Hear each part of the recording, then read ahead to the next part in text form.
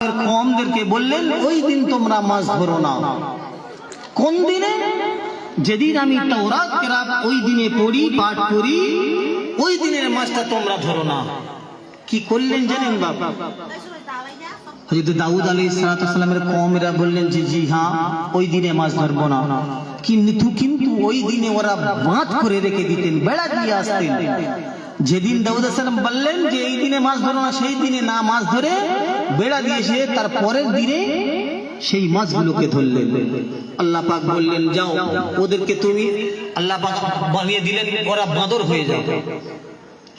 কিতাবের মধ্যে ৭০,০০০ ওনার উম্মত ছিল, সকলে বাঁদর হয়ে গিয়েছিলেন, সব বানর হয়ে গিয়েছিলেন। কি হয়ে?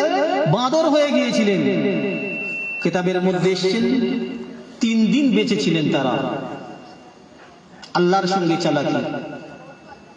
আব্বা জানেরা, ভাইজানেরা, ও জওয়ান যুবকেরা, ও নবী পাকের উম্মত-উম্মাতানিরা, খেয়াল করে শুনে রেখে দিন, জেনে রেখে দিন। দাউদ আলাইহিস সালামের কথাকে অমান্য করে ওই দিন তারা বাদ করে রেখে, আর ওই দিনের মাছটা তারা পরের দিন ধরে আনলেন। আল্লাহ পাক বললেন যাও ওদেরকে তো আমি বানর করে দিলাম, বাঁদর করে দিলাম। তারা ৩ দিন বেঁচে ছিল। ৩ দিন পরে দাউদ আলাইহিস সালামের কওমেরা সব মারা গিয়েছিল সামান্য একটা ভুলের কারণে, সামান্য একটা ভুলের কারণে।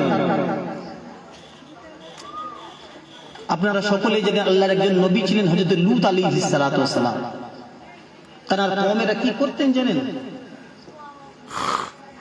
পুরুষে পুরুষে সমকামিতা যাকে বলা হয়, মেয়েদের সঙ্গে বিবাহ করত না।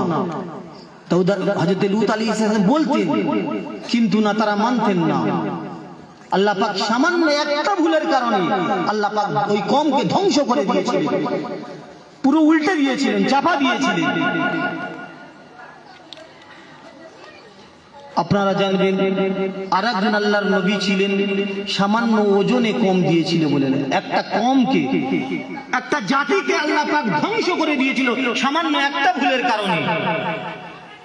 বাপ বুকে হাত দিয়ে বলেন দিন, যারা এখানে আছেন মা বোনেরা সকলে হাত দিয়ে বলেন, সেই ভুল আমাদের মধ্যে আছে কিনা? ওই ভুল আমাদের মধ্যে আছে কিনা? আমাদের কত ভুল হচ্ছে। সমস্ত নবী আলাইহিস সালামের কওমেরা যা ভুল করেছিলেন একটা তার চাইতে বেশি ভুল আমার উম্মতে মুহাম্মাদের আছে। তথাপি আল্লাহ পাক বাঁচিয়ে রেখেছেন কি জন্য জানেন? বিশ্ব নবী আকায়ে নামদার মা আমিনার লাল হযরত মুহাম্মদুর রাসূলুল্লাহ সাল্লাল্লাহু আলাইহি ওয়াসাল্লামের কপাল ফাটা উম্মত বলে আল্লাহ পাক এখনো পর্যন্ত আমাদের বাঁচিয়ে রেখেছেন। নচেত বাঁচার কারণ নেই তো কোনো, আল্লাহ পাক ধ্বংস করে দিতে পারে। দয়ার নবী کرامদের মুখে হট্টগোল শুরু হয়ে গেল, কান্নার রোল পড়ে গেল যে বিশ্ব নবীকে দেখা পাওয়া যাচ্ছে না। সকলে খুঁজতে আরম্ভ করলেন।